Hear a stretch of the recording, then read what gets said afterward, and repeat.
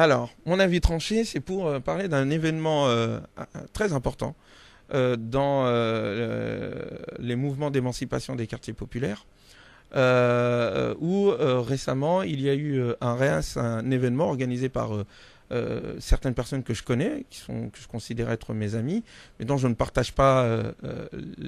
la démarche dans le fond, même si je comprends la démarche dans la forme, à savoir le camp des décoloniaux, je ne sais plus le terme exact, où il s'agissait à un moment donné de réunir les personnes noires, arabes, en tout cas non blanches, victimes de la colonisation et du racisme, afin qu'il y ait des formations pendant 3 jours, des discussions, des débats, et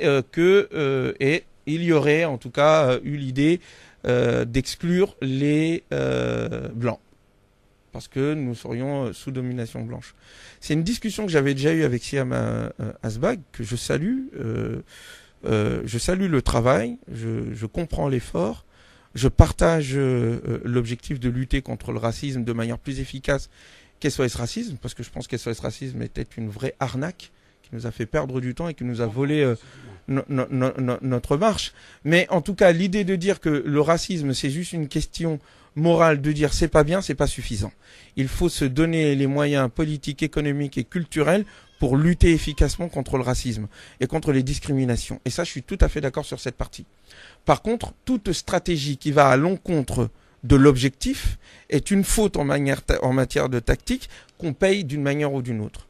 Si nous sommes pour l'idée que tous les êtres humains, et c'est ma conviction, sont de la même origine, en l'occurrence en tant que musulman, je dis qu'ils viennent d'Adam et Adam vient de la terre, et qu'il ne peut y avoir de distinction entre noir ou arabe, blanc ou noir. Si ceux qui dominent ont une couleur particulière, si je dois me défendre contre le racisme qu'ils m'imposent, en invoquant leur couleur de peau, je tombe dans le même paradigme et dans le même piège. Donc c'est là où il y a eu une rupture qui a eu lieu contre une volonté d'autonomie de la part de ces jeunes, dont je fais partie aussi, des quartiers populaires qui veulent prendre en main leur destin politique. Mais je pense que la démarche fausse ce sur quoi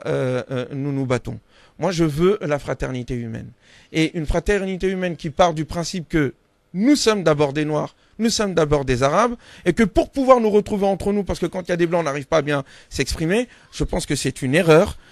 qui contrevient à nos valeurs. Je suis en train d'écrire un article sur le sujet. J'espère qu'il y aura un débat entre moi et ces gens-là, mais je pense que l'antiracisme et le racisme et les racisés ont le même paradigme, et c'est bien dommage.